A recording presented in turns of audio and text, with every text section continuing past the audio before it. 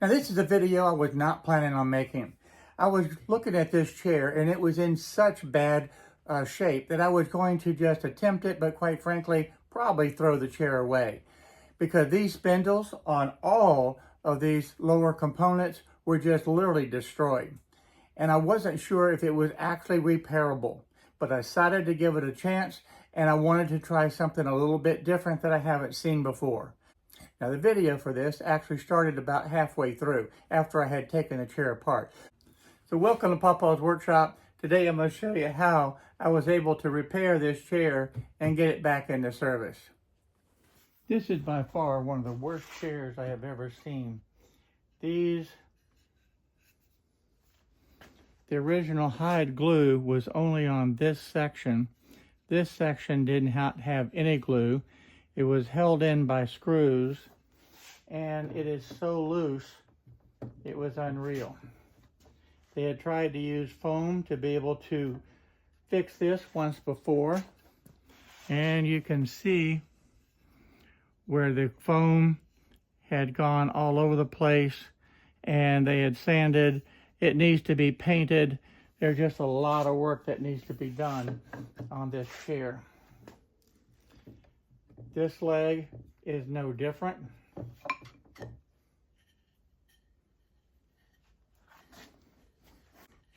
There was virtually no glue on this one at all. The little bit of glue that had on here, that wood had split out. And again, they had a screw that went through to hold it. And see, that is very loose. Now this, again, is real loose. That is real loose. You can see where the screw was in there that held it. So that needs to be tightened up.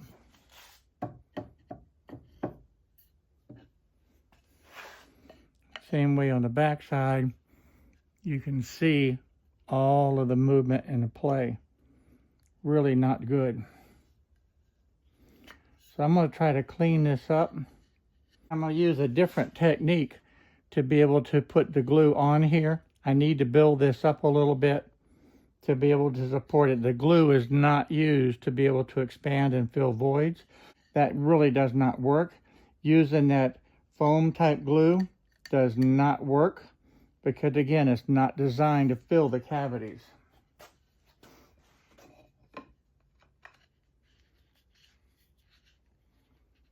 That's a little bit better.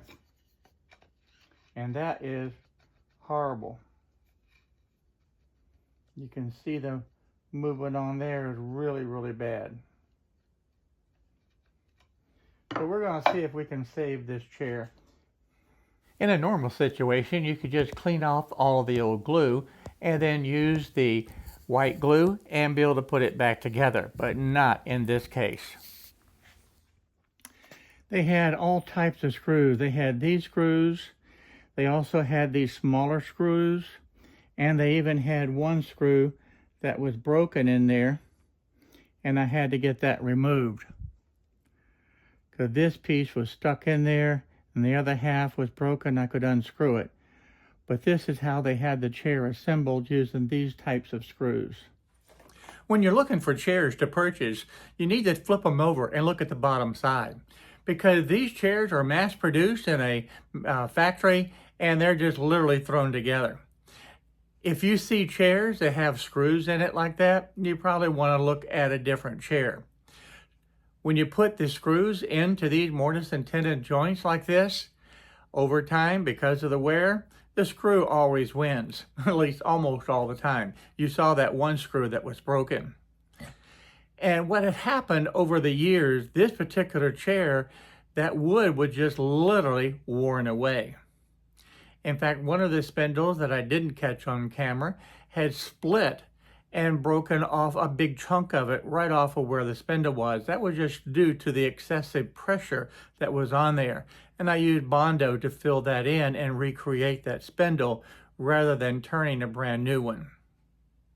So you want to be able to avoid the screws into these spindles because that is just a recipe for disaster. In addition to that, you saw where I showed you the glue was virtually non-existent. They only had just a tiny bit of glue. I like to be able to use the Titebond glue to be able to put onto the chairs. And when you put the glue on, use a paintbrush. Actually work that glue all the way around the whole entire surface, because that way you'll have good adhesion. Now, another important factor, don't use the glue as a filler. It's not going to work. It is going to give away, and that chair is going to fall apart. In addition to that, don't use that expanding type of foam glue, because again, it's not designed to be able to fill cracks and give structural support. Now, with this mortise and tenon so loose in this chair because of the years of wear and tear, and it just flat out wore that tendon down to nothing, I had two choices. Either one, throw the chair away and be done with it, or two, I had to add some additional wood back to that spindle so that it would fit into that mortise. And the only way to do that is to be able to take some hardwood shavings and add it to that spindle.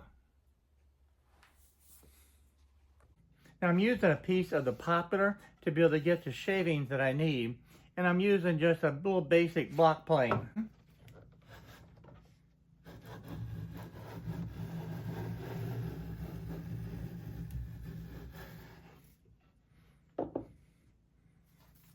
And this is the type of shaving that you want to be able to work with. That is perfect to do what I want to do with these spindles. I want to zoom in real close so you can see exactly what I'm doing. Now every now and then my hand and arm get in the way, but still I want to be able to show you up close what I'm doing. And the first step is to take the Starbond medium glue and put a good amount onto that spindle itself. As far as the accelerator, I'm going to use the accelerator and spray onto that shaving.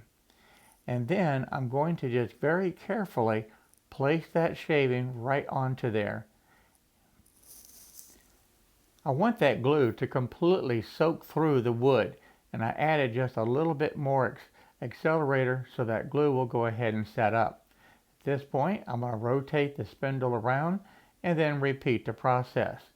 I'm just going to roll this shaving out of the way, put the glue right into this area, and I'm going to actually put it on about a quarter of the way around. And then I'll add the accelerator and repeat that process. I want that to just, and you pull just a little bit of tension on it. That glue will soak through that shaving. I add a little bit additional accelerator and it will bond in seconds. Now what I found from doing this is that it really only takes one thin layer of this wood to be able to fill that gap and make it where you have a tight fitting mortise and tenon joint. The Titebond glue is going to hold very well that tendon into mortise, and it's going to give you a very strong joint.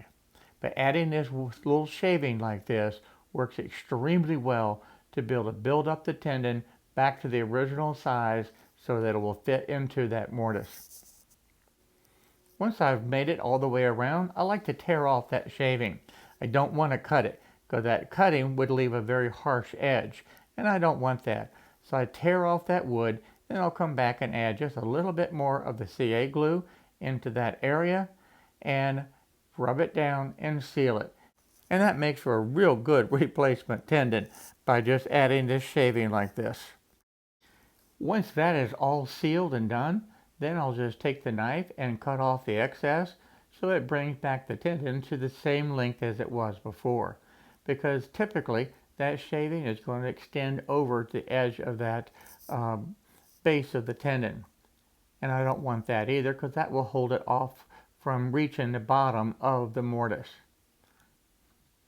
So again, this is a real easy process to do. I know that this is all sealed now. It's dried.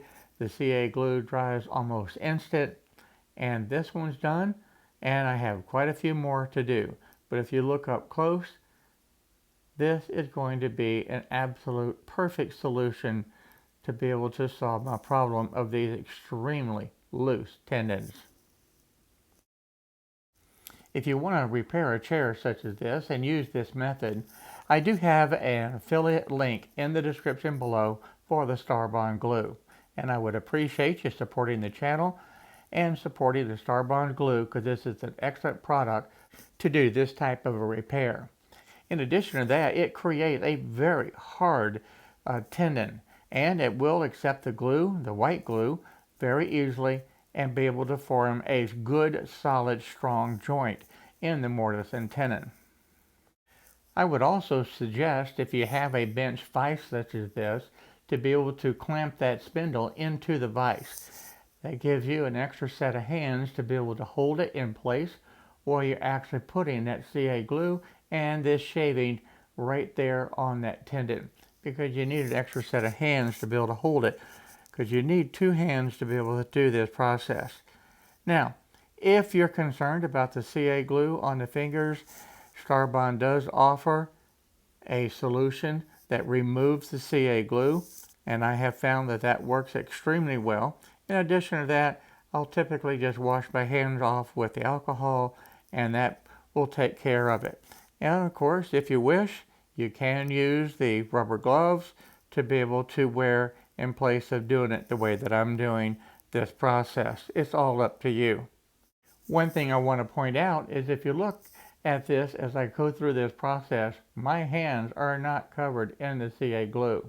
As I stretch those shavings around, that glue dries almost instantly, and when I'm touching the shaving, the glue is really already dry and it's not transferring over to my fingers.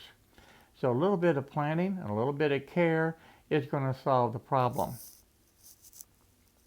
One extra tip that I want to give to you: if the glue is still very wet and you need to rub it down a little bit, take another piece of the shaving and use the shaving to be able to push it down in place and let that glue soak through. That way, the glue will get onto that little piece of shaving that you're using and not on your fingertips. I did repair all of the spindles and took the opportunity to put a fresh coat of paint on them. And now it's time to assemble everything again. Now, I had already dry fitted everything just to make sure, but you can see as I dry fit these and put them together, it is fitting together very nice, very snug, and very secure, and I don't have all of that excess movement as I did in the beginning. So at this point, I have good, solid, tight joints. So I added the glue and I used the tie downs to be able to secure everything. In addition to that, I did put some weight onto the chair itself to make sure that the chair would actually sit flat. And this is the next morning, and I'm taking all of these clamps off, and I'm very, very pleased with the results.